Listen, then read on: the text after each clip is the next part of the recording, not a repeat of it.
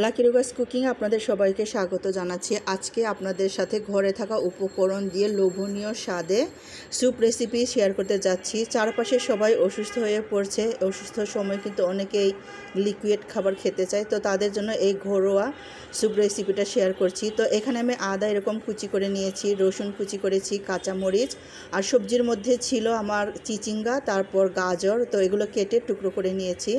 তো এখানে soya sauce দিয়ে দিচ্ছি 1 টেবিল চামচের মতো, আর ভিনেগারটাও আমি 1 টেবিল চামচের মতো দিয়ে দিচ্ছি। তারপর একটা বাটিতে দেখতে পাচ্ছেন এখানে মাংস ছোট ছোট কুচি করে কেটে রেখেছি। এটা হলো মুরগির বুকের মাংস, হাড় ছাড়া। আর একটা বাটিতে আমি একটা ডিম নিয়েছি। এখন আমি নিয়ে নিচ্ছি কর্নফ্লাওয়ার আমি 2 টেবিল চামচের মতো নিয়ে নিচ্ছি, 2 থেকে 1.5 টেবিল চামচের মতো হবে। তারপর এখানে পানি দিয়ে গুলিয়ে রেখে দিব রান্নার সময়, যাতে দ্রুত আমি ব্যবহার করতে পারি।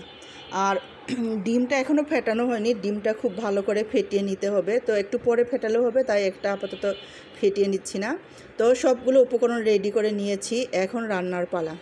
তো চুলায় আমি রান্নার পাত্র বসিয়ে এর মধ্যে তেল দিয়ে কুচি করা মাংসটা দিয়ে দিলাম। তারপর ওপর থেকে অল্প করে লবণ দিয়ে দিব, বেশি দিব না, যেহেতু সয়া সস দিব, সয়া সস যেহেতু সল্টি।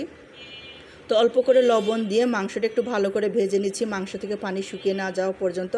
তারপর আমি যে আদা কুচিটা দিয়ে দিলাম, আদা কুচিটাও ভালো করে ভেজে নিয়ে এখন আমি দিয়ে দিচ্ছি গোলমরিচ গুঁড়ো, তারপর দিয়ে দিব রসুন কুচি, আর দিয়ে দিব কাঁচামরিচ কুচি। হালকা করে ভেজে নিয়ে আমি যে সবজিটা রেখেছিলাম গাজর আর চিচিঙ্গা কুচি, সেটা দিয়ে ভালো করে নেড়ে চেড়ে নিব। তো এগুলো ভালো করে নেড়ে চেড়ে নিয়ে এখন এর মধ্যে আমি দিয়ে দিব হলো গিয়ে সয়া সস আর ভিনেগার। তো সবজিটা একদম ভাজা হয়ে গেছে। সয়া সস ভিনেগার যেটুকু রেখেছি পুরোটাই আসলে লাগবে। প্রথমে আমি অল্প একটু রেখে দিয়েছিলাম, পরে মনে হলো যে না, পুরোটাই লাগবে। তো এখন আমি বাকি যে সয়া সস আর ভিনেগারটা রেখে দিয়েছিলাম সেগুলো একদম ঢেলে নিচ্ছি। এখন এখানে আমি একদম ফুটন্ত গরম পানি দিয়ে দিব। যে বাটিতে স্যুপটা নিব সেই বাটিতে 1 বাটি পানি দিয়ে দিচ্ছি, আর সামান্য একটু দিয়ে দিচ্ছি আমার নিজের জন্য টেস্ট করার জন্য। তো পানিটা সুন্দর বলক আসছে, কারণ একদম গরম পানি দিয়েছি। তো এখানে আমি কর্নফ্লাওয়ার যে 2 টেবিল চামচ গুলিয়ে রেখেছিলাম সেই কর্নফ্লাওয়ারটা দিয়ে হালকা নেড়ে চেড়ে নিলাম। তারপরে এই যে ডিমটা আমি খুব ভালো করে ফেটিয়ে নিয়েছি, এখন অল্প অল্প করে দিতে হবে আর ঘন ঘন নাড়তে হবে।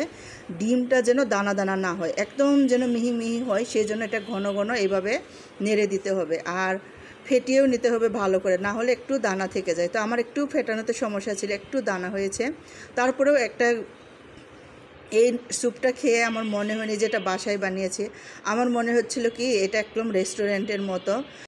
তো আমাদের বাসায় আসলে সবাই অসুস্থ, যারা অসুস্থ একদমই শক্ত খাবার খেতে চাচ্ছে না, তো এটা স্যুপ খেতে পছন্দ করে, তো ওর জন্য এটা আমি বানিয়েছি। তো সে খুব পছন্দ করেছে, এটা অনেক মজা হয়েছিল, আমি নিজেও খেয়েছি। তো আপনারাও বানিয়ে খেয়ে দেখতে পারেন যারা এভাবে বানাননি, আর যারা আরও বেশি ভালো পারেন তারা তো পারেনি। আমি কিন্তু প্রথম এটা বানালাম এই স্যুপটা।